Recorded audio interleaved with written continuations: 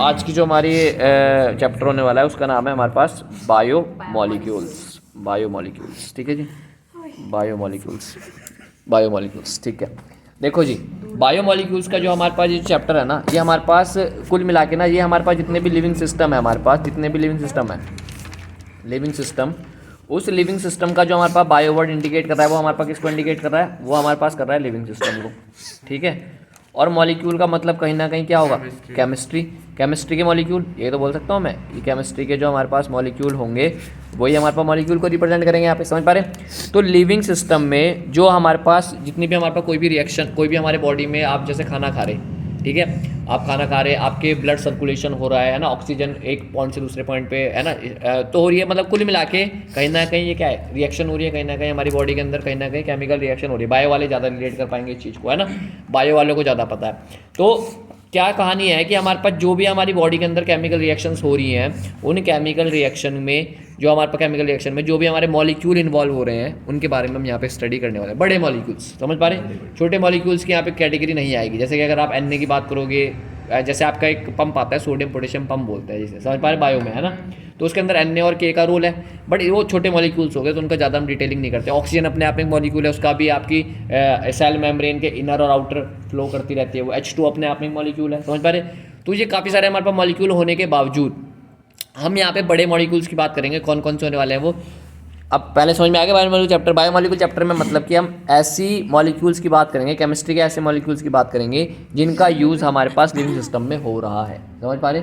अब कैटेगरी बहुत सारी है, मैंने बताया H2O, क्लोरीन, ब्रोमीन, ये सारे हमारी बॉडी के अंदर प्रेजेंट रहते हैं, है ना, बट बहुत ज़्यादा ट्रेस अमाउंट में रहते हैं। ट्रेस अमाउंट वो होती है जिसको हम बहुत ज़्यादा छोटे अमाउंट को बोला जाता है ट्रेस, समझ पा रहे? तो बायोमॉलिक्यूल में हमारे पास हमें क्या क्या पढ़ना है? हमें, हमारे पास यहाँ पे कैटेगरी है कुछ 4 तरीके की। वो कौन कौन सी है? सबसे पहली कैटेगरी हमारे पास आएगी कार्बोहाइड्रेट्स के बारे में हमें यहाँ पे पढ़ना है। कार्बोहाइड्रेट तो देख भी नहीं रहा होगा इसमें। कार्बोहाइड्रेट सबसे पहले हमें करना है, कार्बोहाइड्रेट, कार्बोहाइड्रेट, ठीक है जी। सबसे पहले हमें जो कैटेगरी करनी है वो है कार्बोहाइड्रेट के बारे में हमें डिटेलिंग करनी है कि ये क्या है, क्यों है, समझ पा रहे? दूसरी हमारे पास जो कैटेगरी है वो है प्रोटीन की, ठीक है जी, प्रोटीन के बारे में आपको पढ़ना है। उसके बाद आपके पास विटामिन्स है, विटामिन्स है, और उसके बाद हमारे पास न्यूक्लिक एसिड है, न्यूक्लिक एसिड, ठीक है जी। न्यूक्लिक एसिड में आपको मैंने बता ही रखा है, DNA RNA आप लोगों ने कर रखा है, वो आपकी कैटेगरी आएगी, ठीक है। तो सबसे पहले जो हमारे पास कैटेगरी है वो कौन सी है? कार्बोहाइड्रेट की कैटेगरी है, ठीक है।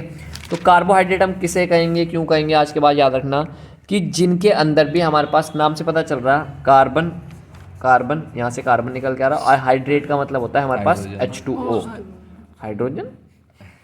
हाइड्रेट का मतलब हाइड्रोजन थोड़ी होता है। जैसे आपने एक वर्ड सुना होगा डिहाइड्रेशन, तो डिहाइड्रेट हो जाना है ना, तो डिहाइड्रेट का पानी की कमी, समझ पा रहे? D word is indicating for कमी, और हाइड्रेट मतलब पानी, समझ पा रहे? तो मतलब कि यहाँ पर जो हाइड्रेट वर्ड है वो इंडिकेट कर रहा है वाटर को, और जो हमारे पास कार्बो का कार्बन है वो हमारा कार्बन को इंडिकेट कर रहा है, ठीक है। तो जब हमारा कार्बन H2O में क्या हो, डिप्ड हो, इस तरह की कैटेगरी को हम क्या बोलेंगे? कार्बोहाइड्रेट।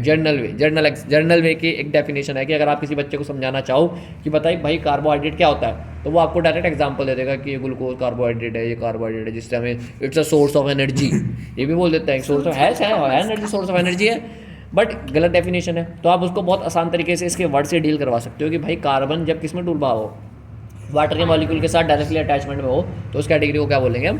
कार्बोहाइड्रेट। क्लियर है? अब अगर हमें इस डेफिनेशन के अकॉर्डिंग अगर हम यहाँ पे एक जर्नल अपना फॉर्मूला कंसीडर करेंगे कार्बोहाइड्रेट का, तो वो होगा CxH2O का होल y। CX यहाँ पे कोई भी एक नंबर होगा, इंटीजर वैल्यू होगी, और y भी आपकी इंटीजर वैल्यू होगी, समझ पा रहे? अब ये x और y बराबर भी हो सकता है नंबर में, जैसे कि अगर हम एक कंसीडर कर लेते हैं कि 6, x और y की वैल्यू क्या है? 6 है, तो हम यहाँ पे क्या आ जाएगा? C6H2O का होल 6, तो यहाँ आ जाएगा C6H12O6, मतलब कि ये क्या है? कार्बोहाइड्रेट है, ग्लूकोज या फ्रक्टोज के नाम से जानते हो आप इसे, समझ पा रहे? इसी कैटेगरी में अगर आप यहाँ पे x की जगह क्या रख दो? 11, और C12H22, और y की जगह क्या रख दो? 11, अलग अलग, समझ पा रहे? अब एक तो हो गया सेम केस, अलग कर लेते हैं, तो इसमें आ जाएगा C12H2O का होल 11, तो यहाँ क्या आ जाएगा? C12H22O11, इस वाले को क्या बोला जाता है? सुक्रोज, ठीक है। क्लियर है? तो ये सारी की सारी कैटेगरी आपकी कार्बोहाइड्रेट की है। क्लियर है कहानी? अच्छा, ये कहानी यहाँ खराब है, ठीक है जी। तो ये हमारे पास कंप्लीट है कि अगर हमारे पास एक्स और वाई की वैल्यू बराबर होगी, तो मैंने एक एग्जांपल बताया कि ये बराबर भी हो सकती है, और ये एक्स और वाई हमारे पास नॉट इक्वल भी हो सकती है, अलग अलग भी हो सकती है, तब हम इसको भी क्या बोलेंगे, कार्बोहाइड्रेट बोलेंगे। बट इसमें कॉमन चीज़ क्या है कि कार्बन और हाइड्रोजन का कुछ ना कुछ H2O का, सॉरी, कार्बन और H2O का कहीं ना कहीं लिंक आ रहा है, समझ पा रहे, तो इस कैटेगरी को बोला जाएगा कार्बोहाइड्रेट। जर्नल एग्जाम्पल बता रहा मैं, बट ये डेफिनेशन 100% एक्यूरेट नहीं है। अब जो 100% एक्यूरेट है वो क्या आएगी, वो हमारे पास डेफिनेशन आएगी, on hydrolysis it give polyhydroxyaldehyde और कीटोन। मतलब कि जब आप किसी मॉलिक्यूल का क्या करोगे, हाइड्रोलाइज करवाओगे, हाइड्रोलाइज का मतलब है पानी के साथ रिएक्शन, समझ पा रहे, कहीं ना कहीं आप उसके पानी के साथ जब रिएक्शन करवाओगे तो वो आपको क्या देंगे, वो पॉलीहाइड्रोक्सी एल्डिहाइड या फिर कीटोन देंगे। पॉलीहाइड्रोक्सी या तो एल्डिहाइड देंगे या पॉलीहाइड्रोक्सी कीटोन। अब सबसे पहले यहाँ पे आपको पता होना चाहिए कि पॉलीहाइड्रोक्सी वर्ड क्या है, समझ पा रहे हैं, पॉलीहाइड्रोक्सी वर्ड, एल्डिहाइड और कीटोन का तो पता है, बट पॉलीहाइड्रोक्सी का वर्ड नहीं पता तुम्हें। तो पॉलीहाइड्रोक्सी जो हमारे पास वर्ड होगा, पॉलीहाइड्रोक्सी जो हमारे पास वर्ड होगा, वो नाम से पता चल रहा है कि poly word is indicating for repetition, समझ पा रहे। और जो हमारे पास हाइड्रोक्सी वर्ड है वो किसको इंडिकेट करता है, OH को। हमने हाइड्रोक्सी को OH कब बोला था, जब एक मेन ग्रुप पे बहुत सारे, जब मेन ग्रुप नहीं था, 0 बटे सन्नाटा और के घूम रखे बच्चे। हाइड्रोक्सी कब बोला था, हाँ। जब कार्बन पे या तो सिंगल बॉन्ड OH अटैच हो रहा था, सिंगल वो बॉन्ड अल्कोहल OH, मतलब सिंगल, मतलब कार्बन के साथ OH अटैचमेंट चुप नहीं हो रही। ठीक है, और मतलब एक कार्बन में सिंगल OH भी अटैचमेंट में था और डबल OH भी। उसमें क्या था कि हमने मोनोहाइड्रोक्सी और डाईहाइड्रोक्सी, वो तो नाम ही था हाइड्रोक्सी, हाँ। नाम था हाइड्रोक्सी। वर्ड हम अल्कोहल को कब बोलते हैं ये पूछ रहा मैं, अल्कोहल बताओ। नाम तो हम इसको हाइड्रोक्सी वर्ड क्यों बोल रहे हैं यहाँ पे OH को, हम इसको हाइड्रोक्सी वर्ड इसलिए बोल रहे हैं क्योंकि यहाँ पर हमारे पास हमने एक अभी लाइन देखी है कि यहाँ पे हम बोलते हैं पॉलीहाइड्रोक्सी एल्डिहाइड और एक को हमने बोला है पॉलीहाइड्रोक्सी कीटोन। और अगर यहाँ पे एल्डिहाइड और कीटोन वर्ड इंडिकेट हो रहे हैं यहाँ पे, मतलब कि प्रेजेंट है ये मेन ग्रुप, तो इसके रिस्पेक्ट में जो हमारे पास OH ग्रुप अगर वहाँ पे प्रेजेंट होगा तो उसको हम किस वर्ड से इंडिकेट करेंगे, हाइड्रोक्सी, क्योंकि ये अपनी प्रीमियमनेस यहाँ पे खो चुका है, समझ पा रहे, अब कहानी क्लियर है। तो इसको बोला जाता है पॉलीहाइड्रोक्सी। पॉलीहाइड्रोक्सी का मतलब क्या है, repetition of OH group, repetition of OH group, मतलब कि एक से ज़्यादा या दो से ज़्यादा या दो से ज़्यादा अगर आपके पास OH ग्रुप वहाँ पे प्रेजेंट है तो उस कैटेगरी को क्या बोला जाएगा, पॉली। बताओ क्लियर है कहानी, मतलब कि एक कार्बन की चेन में अगर आपके पास 2 से ज़्यादा क्या है OH ग्रुप प्रेजेंट है ना वहाँ पर, तो उस वाली कैटेगरी को पॉलीहाइड्रोक्सी बोला जाएगा। और उस कार्बन की चेन में 2 से ज़्यादा OH ग्रुप तो है ही है, बट साथ में एक एल्डिहाइड ग्रुप भी है और एक कीटोन ग्रुप। एक एल्डिहाइड और एक कीटोन अलग अलग हो सकता है, समझ पा रहे, एक में एल्डिहाइड होगा और एक में कीटोन। कहानी क्लियर है। तो पॉलीहाइड्रोक्सी एल्डिहाइड और पॉलीहाइड्रोक्सी कीटोन की कैटेगरी आपको पता चल गई। अगर हम इसको डिसॉल्व करेंगे तो हमारे पास ये वर्ड निकल के आएंगे, क्लियर है। अब अगली कैटेगरी करते हैं कि हमें इस कार्बोहाइड्रेट में कौन कौन से एग्जाम्पल को कंसिडर करना है, जो हमें देखना है कि हमारे पास जो है, सबसे पहले हमारे पास आएगा एक ग्लूकोज, क्या आएगा, ग्लूकोज। दूसरी कैटेगरी हमारे पास कौन आएगी, फ्रक्टोज की, ठीक है। एक और हमारे पास आएगा जिसको हम बोलेंगे राइबोस, ठीक है, राइबोस। और अगर आप एग्जाम्पल की बात करो, इन तीनों के बारे में तो हमें डिटेलिंग करनी है, राइबोस के बारे में, फ्रक्टोज के बारे में, ग्लूकोज के बारे में। बट अगर आप एक और कंसीडर करोगे एग्जाम, तो हमारे पास कौन आ जाएगा, स्टार्च, यही है स्टार्च, समझ पा रहे, ठीक है। स्टार्च को आपने अभी यहाँ पे एक और बोल रहा था कि सीट वाला 22 को हम क्या बोलते हैं, स्टार्च ही बोलते हैं, समझ पा रहे, ये कैटेगरी यहीं पे जाएगी, ठीक है। तो हमें इन दोनों की तो बहुत ज़्यादा डिटेलिंग है, अब इन दोनों की कैटेगरी को हम यहाँ पे डील अप करते हैं। चलो जी, अब हमारे पास एक ग्लूकोज की कैटेगरी, फ्रक्टोज की, राइबोस की और स्टार्च में हमें 3 की कैटेगरी तो करनी है, ग्लूकोज, फ्रक्टोज और राइबोस। इन तीनों का हमें स्ट्रक्चर देखना है, इनके एविडेंस देखने हैं, ठीक है, क्लियर है। बट उससे पहले हमें कार्बोहाइड्रेट का क्लासिफिकेशन करना है, जहाँ से एक बोर्ड में क्वेश्चन कन्फर्म आता ही आता है, ठीक है। सबसे पहला हमारे पास होगा क्लासिफिकेशन ऑफ कार्बोहाइड्रेट्स, ठीक है। देखते हैं ज़रा, हमारे पास इसका क्लासिफिकेशन हमने करा है on the basis of number of on the basis of hydrolysis, और we can say that on the hydrolysis how much number of monosaccharides are obtained. मतलब कि अगर हम ये बोल दें कि अगर मेरे पास एक कंपाउंड है और मैंने उसके अंदर पानी के साथ कुछ रिएक्शन करवाई, और उस पानी के साथ रिएक्शन करवाने के बाद मैं जो मेरे पास प्रोडक्ट ऑब्टेन्ड हो रहा, उसके अंदर मेरे पास कितने टाइप के क्या हो रहे, मेरे पास कार्बोहाइड्रेट या पॉलीहाइड्रोक्सी एल्डिहाइड या कीटोन की चैन ऑब्टेन्ड हो रही, उसके कैटेगरी पे मैं इसको क्लासिफिकेशन कर रहा, ठीक है। तो मेरे पास इसमें सबसे पहला आएगा, इसको हम डायरेक्टली हैं on the basis of hydrolysis, on the basis of hydrolysis, पानी के साथ रिएक्शन करवाने पर हमारे पास क्या क्या ऑब्टेन्ड होगा, तो हम उसकी बाद में बात करेंगे, ठीक है। तो सबसे पहला हमारे पास कैटेगरी आएगी मोनोसैकेराइड्स, ठीक है। अगली कैटेगरी आएगी ओलिगोसैकेराइड्स, ठीक है। और एक हमारे पास आएगी पॉलीसैकेराइड्स, ठीक है। सबसे पहले हमारे पास एक नया वर्ड यहाँ पे इंडिकेट होकर आया है, सैकेराइड्स।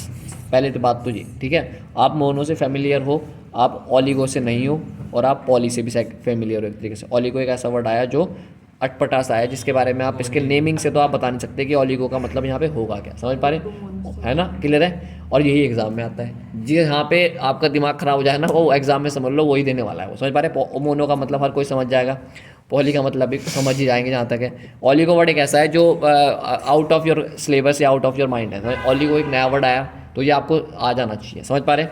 अब होगा क्या, मोनो, और सबसे पहले इस वर्ड का नाम समझ लो, सैकेराइड क्या होता है। सैकेराइड कुछ नहीं होते, सैकेराइड को ही हम कुल मिला के क्या बोल देते हैं, सैकेराइड्स को ही हम कार्बोहाइड्रेट्स बोल देते हैं, समझ पा रहे।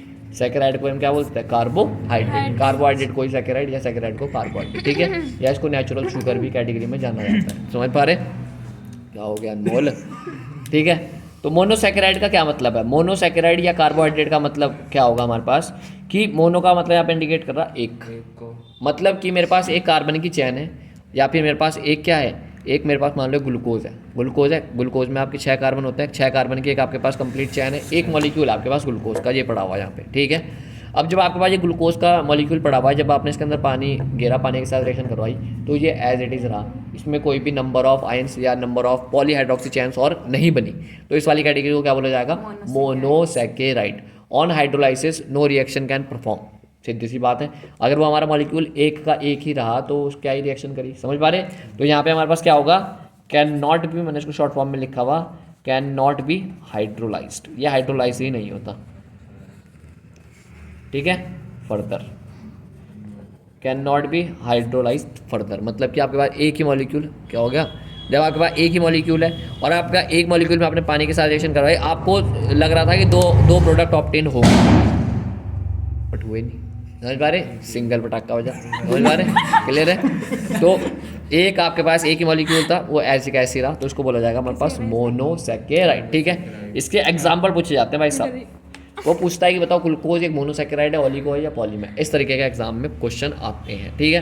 तो सबसे पहले मोनोसैकेराइड के 3 एग्जाम्पल याद रख लेना, ग्लूकोज, फ्रक्टोज, राइबोस, कहाँ पर नहीं, ठीक है। ये 3 कैटेगरी हमारे पास, ग्लूकोज, फ्रक्टोज और राइबोस, क्लियर है। अब आते हैं ओलिगोसैकेराइड्स का। ओलिगोसैकेराइड में आपको क्या कैटेगरी याद रखनी है कि अगर आपने इसमें पानी गिरा, इस तरीके के मॉलिक्यूल जो ओलिगोसैकेराइड होंगे, तो आपके पास 2 या 2 से ज़्यादा, 2 या 10 या 2 या 8 की कैटेगरी समझ लो, 2 या 8 आपके पास क्या ऑब्टेन होंगे, मोनोसैकेराइड्स, समझ पा रहे। मतलब कि आपके पास मान लो जो आपका ओलिगोसैकेराइड होगा ना, वो कुछ ऐसा होगा कि वो 1 ब्रांच हुई, 2 ब्रांच हुई और ये 3 ब्रांच। ओलिगोसैकेराइड इसको पूरे को बोल लूँगा मैं ओलिगोसैकेराइड, क्यों, क्योंकि जब मैंने इसमें पानी गिरा तो ये क्या हो गए, ये मेरे पास 3 प्रोडक्ट में ऑब्टेन हुए, 3 मोनोसैकेराइड्स मेरे पास ऑब्टेन हुए। क्या बोला मैंने कि अगर ये तीनों एक साथ चिपके हुए कुछ इस तरीके से कनेक्टेड है, इस पूरे को ही मैं ओलिगोसैकेराइड बोलूँगा, केवल इसको स्पेसिफिकली नहीं बोलूँगा कि ये ओलिगोसैकेराइड है ना, ये मिक्सअप हुआ ही आपका क्या है, ओलिगोसैकेराइड है। और ये ओलिगोसैकेराइड में तभी बना कि जब आपने इसको पानी में डिसॉल्व करा तो आपके पास कितने प्रोडक्ट ऑब्टेन हुए मोनोसैकेराइड के, 2, हाँ टूट गया, समझ पा रहे। आपके पास ये कंप्लीट था और ये कंप्लीट आपका ब्रेकडाउन हो गया कितनों में, 2 या 8 तक, 2 से 8 तक ये किसी में ब्रेकडाउन हो सकता है, 2 या 8, हाँ 10 तक, 2 या 8, 10 ऐसा बोल लो, ठीक है। 2 से 10 तक, 2 से 8 तक, ठीक है, मिनिमम 2 मैक्सिमम 10, समझ पा रहे। तो 2 से 10 तक अगर वो डिवाइड हुआ है मोनोसैकेराइड्स में तो उसको क्या बोला जाएगा, ओलिगोसैकेराइड्स, ठीक है। इसमें मैं लिख देता हूँ दैट, लिखा समझ में आ रहा है इसमें, दैट आ तो रहा, दैट प्रोड्यूस 2 to 10, हम कंफ्यूज नहीं हो जाएंगे, कैसे कंफ्यूज आओगे, किसमें ग्लूकोज लिखना है, किसमें फ्रक्टोज, ये तो रटना पड़ेगा, यही तो खानी है, ये बायो है ना, केमिस्ट्री नहीं है, ये है बायो, ठीक है। बायो में तो रटना ही पड़ेगा भाई, बायो का तो कहना ही क्या, ठीक है। अब डीएनए को डीएनए बोला जाएगा, डीऑक्सीराइबो है ना, कुछ नहीं कहते बायो ना, वो क्या राइस बस ऐसे देख ले बता, इनके चेहरों पे दर्द देखो कितना है। तुम्हें तो तब भी एक ही चैप्टर पढ़ना पड़ रहा, बायो वालों को देखो कितना पढ़ना पड़ रहा होगा, इनकी दिमाग में कितनी स्टोरेज होगी। विचार है हमारा एक चैप्टर काफी है पूरी बायो के लिए। इंटीग्रेशन। हाँ खैर वो भी है, सबके अपने अपने विचारों के रोने हैं, है ना। मैथ वाले अलग रो रहे नाम हैं। सुनेगा ना इधर जाएगा। हाँ, नाम सुने चलो बायो आती है।